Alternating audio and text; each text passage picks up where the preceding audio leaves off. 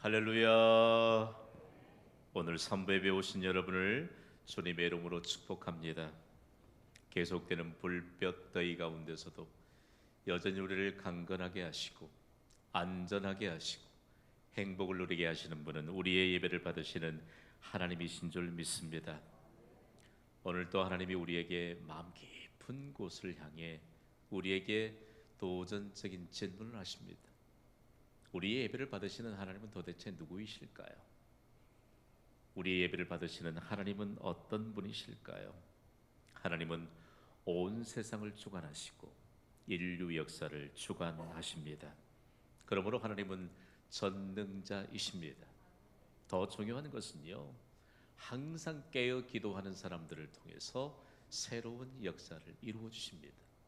여러분, 오늘 이곳에서 깨어 기도하는 사람이 하나님 앞에 예배자로 증명된다면 우리의 삶의 현장에서도 깨어 기도하는 자가 되어야 할 것입니다. 하나님이 깨어 기도하는 사람들을 통해 새로운 역사를 펼치시는데, 누군가 우리에게 여러분은 항상 깨어 기도하는 사람을 보셨습니까? 항상 깨어 기도하는 사람은 누구입니까? 라고 묻는다면요, 저는 잠시도 머뭇거리지 않고 독일의 마틴 루터와 그의 아내인 카타리나 폰 보라를 꼽고 싶습니다. 가장 중요한 내용인데요, 항상 깨어 기도했던 마틴 루터가 그의 항상 깨어 기도하는 삶을 통해서 이런 고백을 남겼거든요.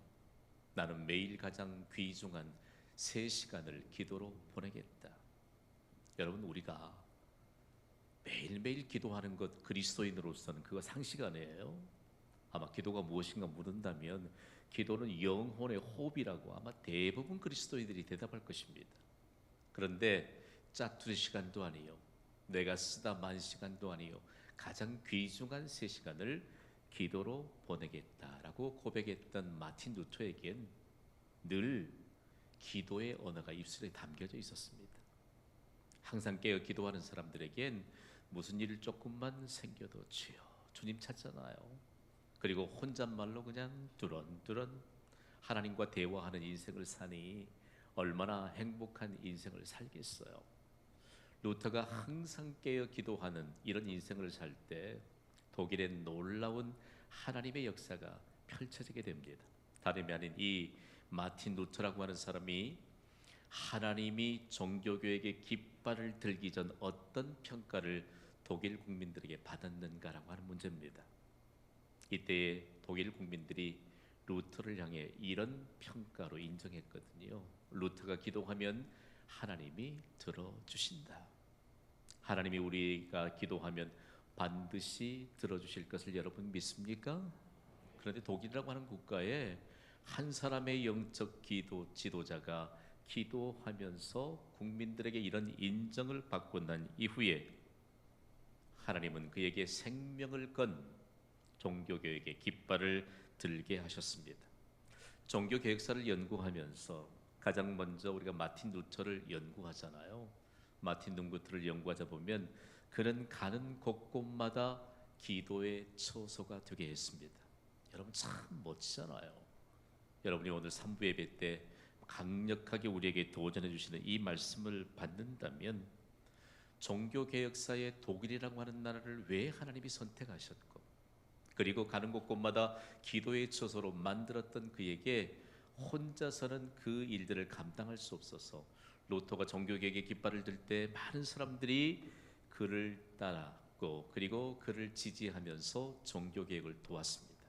참 흥미로운 사실 하나는, 로만 캐톨릭에 속해 있던 수녀 한 사람이 독일의 마틴 루터의 종교개혁을 지지하고 나섭니다. 그러다가 결국 그는 루터하고 결혼해서 부부가 됐거든요.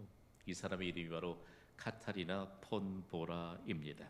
그런데 참 놀라운 사실은, 항상 깨어 기도하는 루터와 함께 생활하던 그도 역시 마찬가지로 항상 깨어 기도하는 사람으로 변화되게 된 것입니다. 그래서 그들이 살았던 삶의 현장이 부부가 함께 항상 깨어 기도함으로 인해서 그들이 살았던 곳이 기적의 현장이 되었던 그 증거가 독일의 비텐베르크에 남아 있습니다. 여러분, 생각해 보세요. 부부가 항상 깨어 기도하는 것 얼마나 멋진 삶입니까? 그들이 살았던 비텐베르크엔 루트하우스라고 이름하는 거대한 건물이 있거든요. 개인이 기거했던 건물로는 너무 규모가 크지요. 루터가 부자였을까요? 아니요. 하나님이 종교개혁의 깃발을 들게 하면서 기도의 사람 루터에게 독일의 왕의 그리고 왕의 버금가는 명예와 권력을 가졌던 선제우들이 있었는데 그 가운데 프리드리히라고 이름하는 이 사람을 예비하셔서 이 사람이 루터에게 선물로 준 것입니다. 종교개혁이 시작되고 난 다음에 루터 하우스에서 매일 먹고 자고 했던 사람들이 50명이 했대요. 여러분 그때만 해도 어려운 시대 아닙니까? 그럼에도 불구하고 50명이 이곳에서 먹고 자고 생활하는 것, 이거 뒷감당하는 것 쉽지 않은 일입니다. 당연히 먹고 생활하는 문제가 루터의 부인인 카타리나 폰 보라에게 책임적으로 떠넘겨졌는데 그는 항상 깨어 기도하면서 이곳에서 매일매일 기적적인 하나님의 역사를 경험하게 됩니다. 항상 깨어 기도하던 루터의 아내는 매일처럼 이런 말을 이곳저곳에 옮기면서 다녔대요. 이곳에서 일어나는 모든 일은 하나님의 기적이다.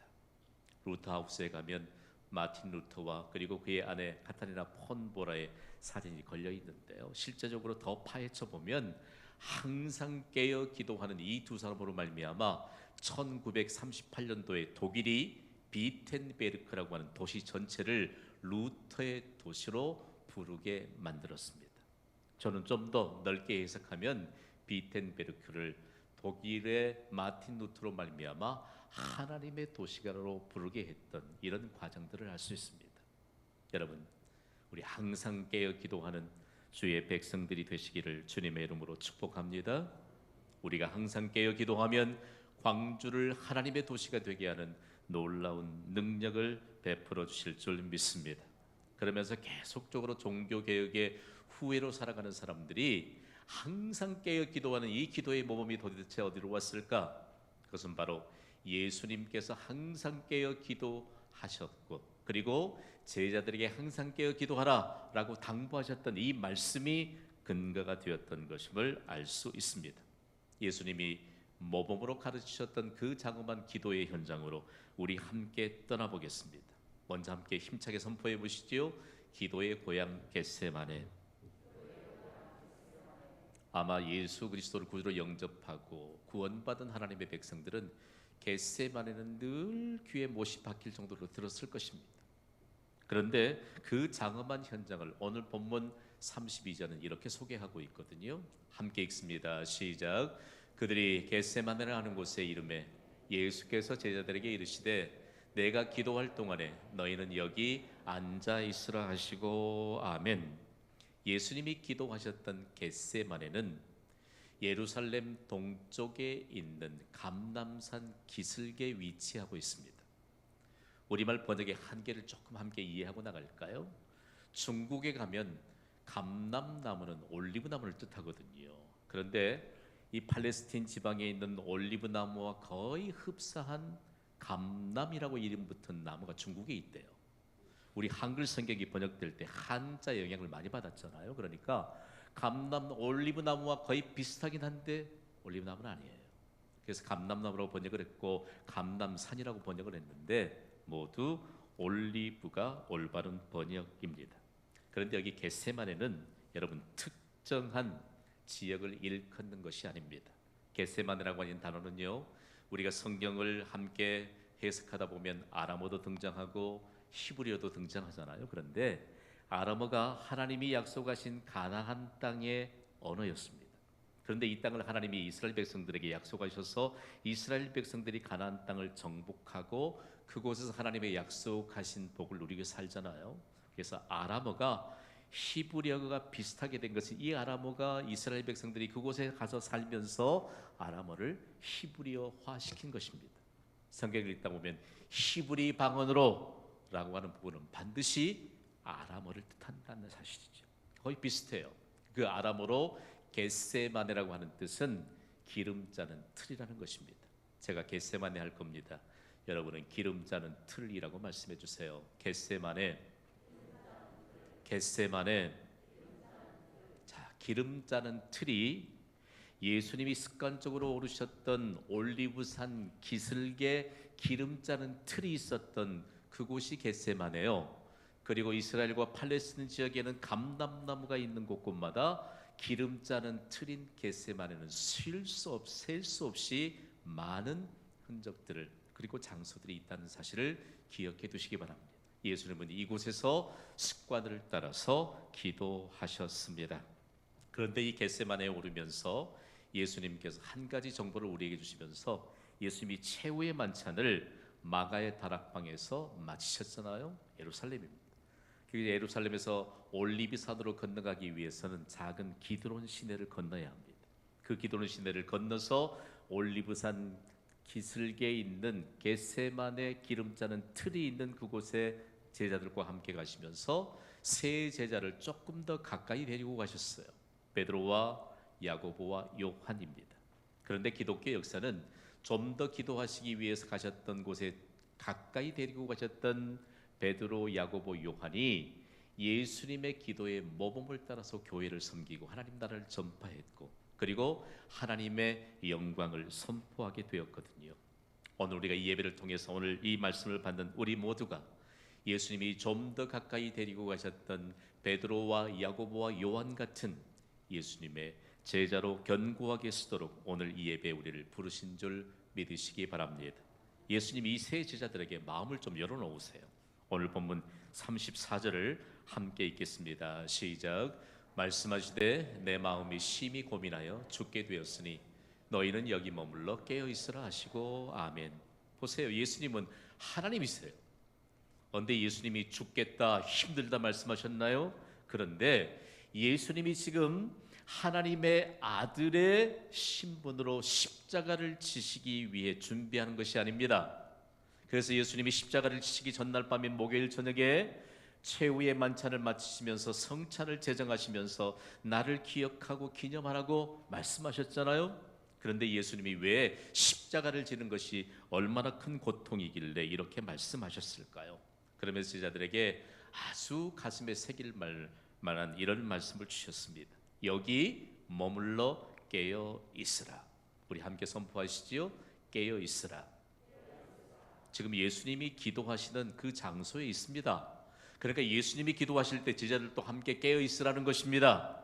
그런데 예수님의 깨어 있으라고 하는 이 말씀 가운데 도대체 제자들은 예수님이 인류의 모든 죄값을 대신 담당하시고 희생제물이 되셔서 십자가에서 고통을 당하시며 죽어야 하실 그 고통을 제자들이 깨달았을까요? 여러분, 참 놀라운 대목이 하나 있는데요. 하나님이 예수님이 십자가를 지실 때 그 십자가의 고통 세 가지를 그대로 세상에 드러내 주셨습니다. 여러분, 십자가가 바로 사형 틀이라는 것 지금 우리가 알고 있잖아요. 사람을 십자가 틀에 매달릴 때 양손에 큰 못을 박습니다. 그리고 두 발을 포개서 거기에 또 큰 못을 박습니다. 육체적인 고통이 따를 수밖에 없지요. 그리고 중요한 부위만 남겨두고 옷을 몽땅 다 벗겨버립니다. 그리고 그 전에 채찍질을 얼마나 해야 됐든지 온몸에 상처가 나고 피가 흐르고 그리고 공중에 십자가에 매달려 놓으면 그 수치심이 극에 달한다고 해요. 이것이 정신적인 고통입니다. 그런데 예수님은 육체적 고통과 정신적 고통 때문에 그렇게 마음이 심히 고민되도록 무겁다고 말씀하지 않으셨습니다. 예수님이 받으실 그 고통이 바로 영적인 고통을 고통으로 알지 못하는 죄 용서함을 받지 못한 채 지옥의 나락으로 떨어져 가고 있는 인생들을 향해 하신 말씀입니다. 영적인 고통은 하나님과의 단절을 말합니다. 여러분, 우리가 울 때 무엇 때문에 우는가를 예수님이 십자가를 지시기 전 기도하시면서 가르쳐 줬거든요. 육체적인 고통 다 있습니다. 정신적인 고통이 있습니다. 그러나 여러분, 하나님과 단절된 영적인 고통이 내게 임하지 않도록 우리 기도하고 있는지 점검해 봐야 합니다. 그리고 우리의 가족들이 하나님과 단절된 채 영적인 고통으로 알지 못한 채 살아가고 있다면 우리는 그 일을 위해 울며 기도해야 합니다. 예수님이 기도하시면서 이 낮은 내용을 가르쳐 주신 것입니다. 실제적으로 예수님은 십자가상에서 절규하시면서 이렇게 부르짖으셨습니다. 우리 함께 읽어보겠습니다. 시작. 제9시쯤에 예수께서 크게 소리질러 이르시되 엘리 엘리 라마 사막다니 하시니 이는 곧 나의 하나님 어찌하여 나를 버리셨나이까 하는 뜻이라. 아멘. 예수님은 평상시에 하나님을 아버지라고 부르셨습니다. 그럼에도 불구하고 예수님은 십자가를 지시면서 십자가 위에서는 아버지라고 부르지 못하고 나의 하나님이라고 부르고 있습니다. 하나님의 아들의 신분으로 십자가를 지신 것이 아니요 죄인의 신분으로 십자가를 지셨기 때문입니다. 예수님이 이렇게 절규하셨던 것은 바로 영적인 고통을 알지 못하는 자들을 향해 자신이 희생제물이 되어서 예수님을 믿기만 하면 모두 다 구원받고 영적인 고통에서 해방될 수 있다는 사실들을 가르쳐주고 있다는 말씀입니다. 예수님은 하나님을 향해 이와 같은 것을 친히 제자들에게 보여주시면서 더 깊이 기도하십니다. 오늘 본문 35절입니다. 함께 읽습니다. 시작. 조금 나아가사 땅에 엎드려 될 수 있는 대로 이 때가 자기에게서 지나가기를 구하며. 아멘. 예수님은 베드로와 야고보와 요한으로부터 조금 더 나아가셨습니다. 얼마만큼 더 나아가셨을까요? 누가복음에 보면 돌 던질 만한 거리에 있다고 합니다. 여러분, 돌을 던져서 떨어질 만한 거리는 얼마나 될까요? 30m입니다. 중요한 것은 우리가 면전에 있을 땐 똑바로 바라보기도 좀 어색하고 그렇잖아요. 30m쯤 떨어지면 한 사람을 주목해서 볼 수 있습니다. 예수님의 제자들이 예수님을 기도하시는 그 모습을 주목해서 볼 수 있습니다.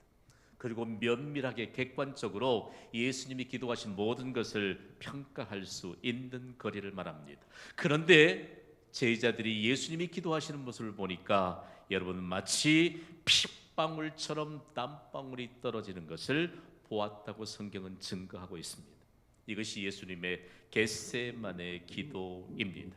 이것이 바로 예수님이 남기신 기도의 모범인 것이죠. 예수님이 올리브산 기슭에 있는 기름 짜는 틀인 겟세마네가 있는 곳에서 기도했다고 우리가 먼저 살펴보았습니다. 올리브 열매를 따서 기름을 짤 때요, 두 단계를 거치거든요. 하나는 먼저 열매를 따서 그것을 잘 붓습니다.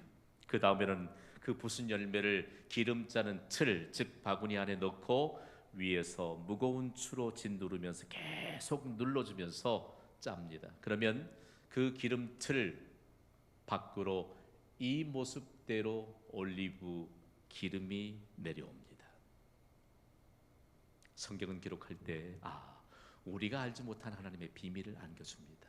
예수님의 땀방울이 핏방울처럼 되어 흘렀던 이 기도의 장면을 베드로와 야고보와 요한이 가까이에서 볼 수 있는 그 장소까지 예수님이 데려가신 것입니다. 중요한 것은 어떻게 예수님이 그렇게 기도하셨을까? 오늘 본문에 기록된 대로 예수님이 기도했던 내용을 보면 알 수 있습니다. 오늘 보면 마가복음 14장 36절은 이렇게 기록하고 있거든요. 우리 함께 읽습니다. 시작. 이르시되 아빠 아버지여, 아버지께는 모든 것이 가능하오니 이 잔을 내게서 옮기시옵소서. 그러나 나의 원대로 마시옵고 아버지의 원대로 하옵소서. 아멘. 아멘. 예수님은 기도를 통해서 하나님의 뜻을 온전히 받아들이셨습니다. 예수님이 하나님을 뭐라고 부르시지요? 아빠, 아버지여라고 부릅니다. 여러분, 이 아빠라고 하는 말은 우리말로 이렇게 번역한 거거든요. 예수님이 불렀던 이 호칭은 아바입니다. 오늘 아람어가 계속 등장합니다만 아바라고 하는 아람어엔 다른 언어에서 갖지 못하는 깊은 의미를 담고 있기 때문에 예수님이 아바 그리고 아버지라고 부른 것입니다. 영어 번역본은 객관적으로 대단히 명확하게 번역하고 있어요. 만약에 우리처럼 아빠 아버지라고 번역했다면 Daddy, Father 이렇게 번역했을 텐데 아람어인 아바를 그대로 원문대로 기록하고 있는 것을 보게 됩니다. 따라합시다. 아바 아버지. 아바는 어떤 아버지일까? 여러분, 최고로 신뢰하는 언어를 말합니다. 자녀가 아버지를 최고로 신뢰하는 이 바탕은 여러분 우리의 아버지가 되시는 하나님과 우리의 자녀들과의 관계를 통해서 이미 증명된 바입니다. 그런데 어린아이가 자기 아버지를 신뢰하는 마음으로 부르는 호칭이 바로 아바입니다. 어린아이들이 아빠만 부르면 다 해결되잖아요. 그렇지요?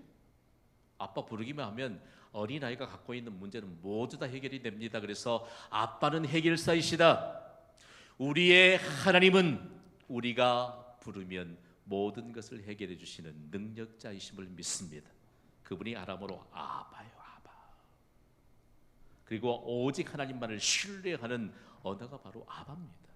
그래서 우리가 아바 아버지라고 부르면 우리가 가진 모든 문제를 해결해 주시고, 그리고 우리가 하나님을 신뢰한다는 이 깊은 의미가 함께 복합되어져서 하나님을 부를 때 아바 아버지라고 예수님이 부르시면서 그 기도의 모범을 보여주셨다는 말씀입니다.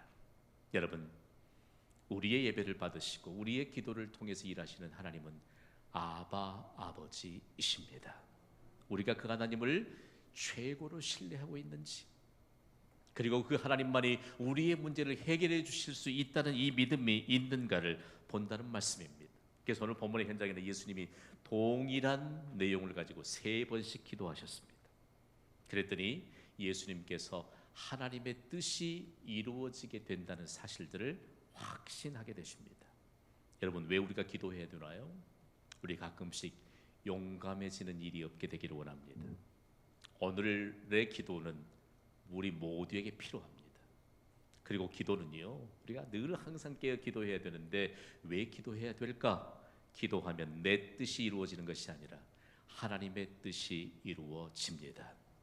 예수님이 제자들에게 훈련하면서 말씀하시잖아요.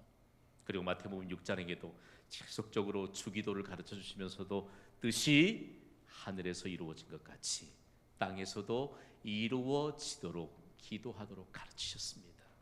여러분, 생각해 보세요. 우리가 우리의 뜻이 이루어지도록 그렇게 기도가 시작된 동기는 분명하다 할지라도 우리가 기도하면 반드시 하나님의 뜻이 이루어집니다. 교회는요, 항상 깨어 기도하는 사람들을 통해서 하나님의 뜻이 이루어지기 때문에 그것이 여러분 기적이 아니겠습니까? 그런데 예수님이 제자들에게 깨어 있으라, 함께 기도하도록 이렇게 당부하셨는데 제자들은 과연 어떻게 했을까요? 예수님이 제자들을 보니까 눈이 너무 피곤했다고 말합니다. 여러분, 피곤한 사람들 보면 눈이 감겨요. 그렇죠? 눈을 보면 알 수 있어요. 이 사람이 얼마 정도 지금 심각하게 잠이 몰려왔는지를 금방 알 수 있어요. 예수님이 눈이 피곤해 보일 정도로 예수님 보시기에 보였고, 그리고 육신이 매우 지쳐 있었는데 실제적으로 예수님은 제자들을 향해 어떤 마음을 조금 열어놓으시기를 원하셨을까요? 잠들어 있는 제자들에게 오늘 보면 37절에 이렇게 기록하고 있습니다. 함께 읽어볼까요? 시작. 돌아오사 제자들이 자는 것을 보시고 베드로에게 말씀하시되 시몬아, 자느냐? 내가 1시간도 깨어 있을 수 없더냐? 아멘. 자, 당시에 잠들어 있던 제자들에게 하신 예수님의 음성을 오늘 우리가 더 깊이 들어야 합니다. 다 함께 읽습니다. 시작. 내가 1시간도 깨어 기도할 수 없더냐? 아멘.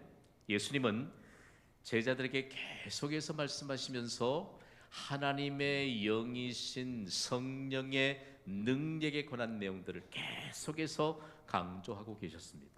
그러면서 예수님이 부활하시고 승천하실 때 하나님이 약속하신 성령을 예루살렘을 떠나지 말고 기다리라고 말씀하셨거든요.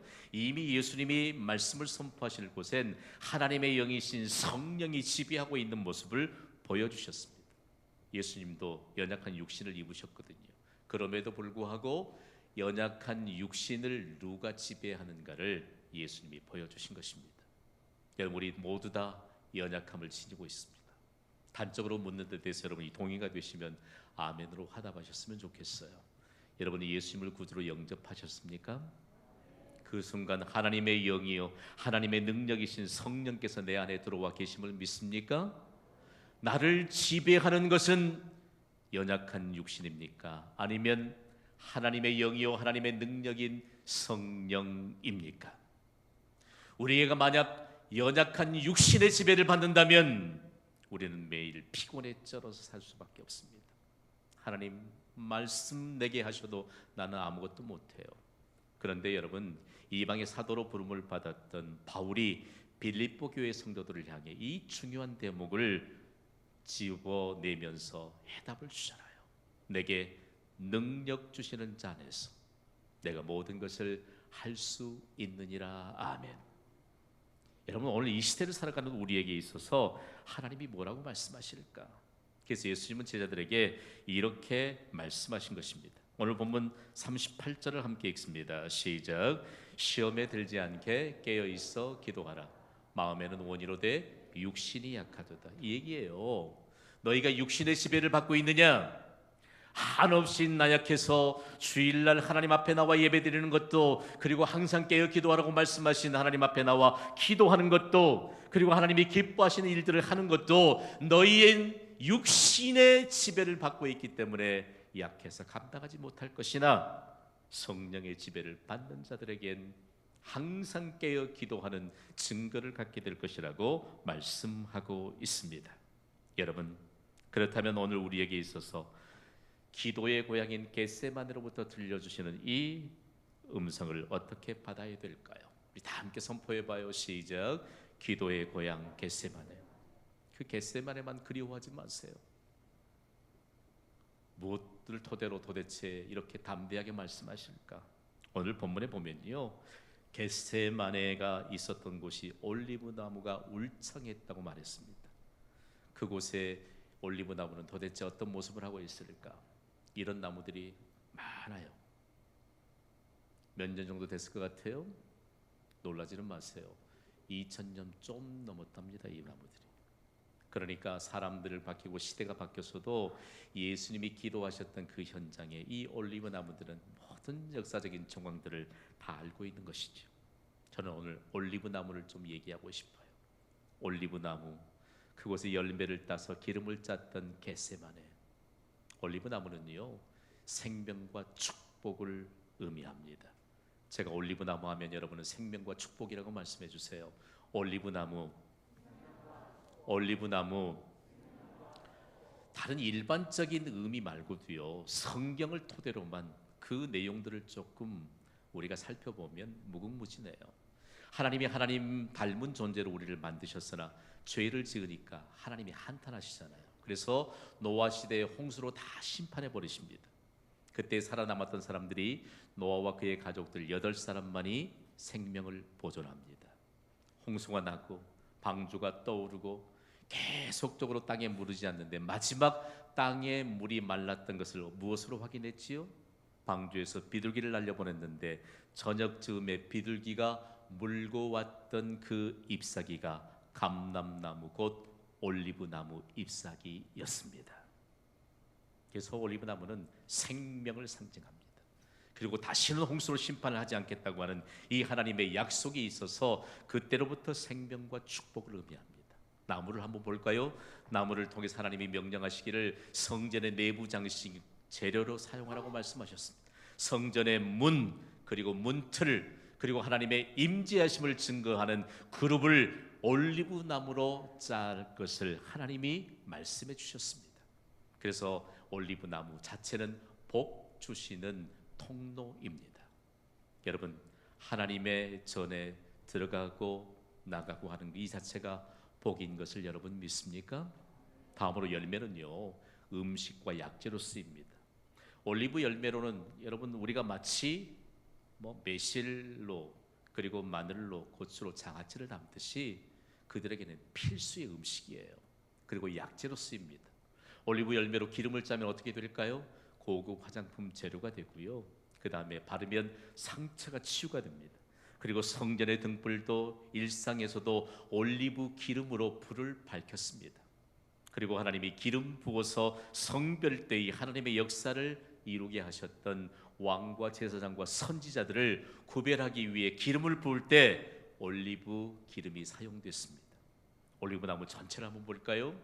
성경은 우리에게 믿음의 자손에게 믿음을 물려줄 것을 말씀하시면서 올리브 나무를 예로 들으셨습니다. 올리브 나무는 특징이 있습니다. 본 나무의 한 발치 앞에 뿌리에서 어린 싹이 돋아납니다. 어린 올리브 나무는 본체에서 한 말쯤은 뿌리에서 드러나게 되고 자라게 되는 것입니다. 올리브 나무는 믿음의 계속을 계속해서 자손들에게 하라는 구체적인 하나님의 명령이 있습니다. 오늘 그렇다면 우리가 다 예수님이 기도하셨던 예루살렘에서 기도로 시내를 건너 올리브산 기슭에 있는 그곳에 가서 좀 그 올리브 나무를 봐야 할까요? 그 올리브 나무가 지금 경신교회 강단에 심어져 있습니다. 하나님의 말씀이 선포되는 강단에 올리브 나무와 그리고 올리브 나무 전체에 관한 내용들을 성경이 증거하고 있을 텐데, 이곳에서 우리를 향해 계속적으로 메시지를 전달해주고 있는 이 나무가 심겨준 건 하나님의 특별한 은총인 줄 믿습니다. 오늘 우리가 받아야 될 것입니다. 도대체 무엇을 의미할까? 오늘 우리에게 결론적으로 예수님이 이런 메시지를 주십니다. 다 함께 선포합니다. 시작. 항상 깨어 기도하라. 아멘. 항상 깨어 기도하라. 이 말씀이 대단히 큰 충격이었습니다. 지금 베드로와 야고보와 요한은 유대인이거든요. 유대인들에게는 이미 그들이 하나님의 말씀을 자의적으로 해석해서 하나님을 너무 피곤하게 하면 안 된다, 이런 해석이 있었습니다. 말이 됩니까? 그래서 우리는 기도하되 하나님을 너무 피곤하게 하면 안 되니까 하루에 3번만 시간을 정해놓고 기도하자. 그것이 성경에 기도하면서 3번씩 정해진 시간에 기도했던 유대인들의 전통이 됐습니다. 성경은 연구하다 보면 놀라운 사실이 많아요. 여러분, 혹여 우리가 너무 열심히 기도하면 하나님이 피곤하실까 봐 그렇게 기도를 좀 멀리하고 계신 분들 안 계십니까? 이방의 사도로 부름받은 바울은 항상 깨어 기도하라는 이 예수님의 당부를 좀 더 확대시켰습니다. 영적인 게으름에 휩싸일 뻔한 데살로니가 교회를 향해 쉬지 말고 기도하라 라고 그는 힘주어 건면하면서 이 서신서를 보냈던 것입니다. 저는 경신교회를 설립하면서부터 이런 목회 철학 하나를 가지고 있습니다. 하나님은 우리가 기도하면 반드시 응답해 주십니다. 무엇이 문제일까요? 저는 경신교회를 설립한 이후로 함께 동역자들과 함께 단 1%의 가능성도 포기하지 않는 강력한 그리스도의 군사로 함께 기도로 다져오고 있습니다. 여러분, 단 1%의 가능성도 포기하지 않고 기도하는 사람은 항상 깨어 기도하는 사람입니다. 항상 깨어 기도하는 사람에겐 어떤 하나님의 은혜가 임할까요? 제 경험으로 함께 여러분과 함께 나누었던 이 귀중한 이 중심 철학 하나를 우리 함께 읽어보도록 하겠습니다. 시작. 단 1%의 가능성을 붙들고 항상 깨어 기도하는 자에게는 나머지 99%를 감당하시는 하나님이심을 나타내 주신다. 믿으시면 아멘 하시기 바랍니다. 항상 깨어 기도하는 자에게 강력한 하나님의 역사를 증거할 수 있는 은총을 부어 주십니다. 기도의 모범을 세우신 예수님의 말씀대로 항상 깨어 기도합시다. 항상 깨어 기도함으로 경신교회가 이 시대의 겟세마네가 되게 합시다. 항상 깨어 기도함으로 여러분의 삶의 현장마다 이 시대의 겟세마네가 되게 합시다. 항상 깨어 기도함으로 영화로운 인생을 펼쳐가시기를 주님의 이름으로 축원합니다. 이 시간 반주에 맞춰서 기도할 것입니다. 예수님이 우리에게 항상 깨어 기도하라고 말씀하십니다. 하나님, 항상 깨어 기도하겠습니다. 오늘 우리가 이 믿음의 결단을 한다면 나로 인하여 우리의 가족들도 마틴 루터와 그의 아내처럼 항상 깨어 기도하는 가족이 될 것이고, 불가능한 현실을 가능으로 바꿔주시는 하나님의 역사를 보게 될 것입니다.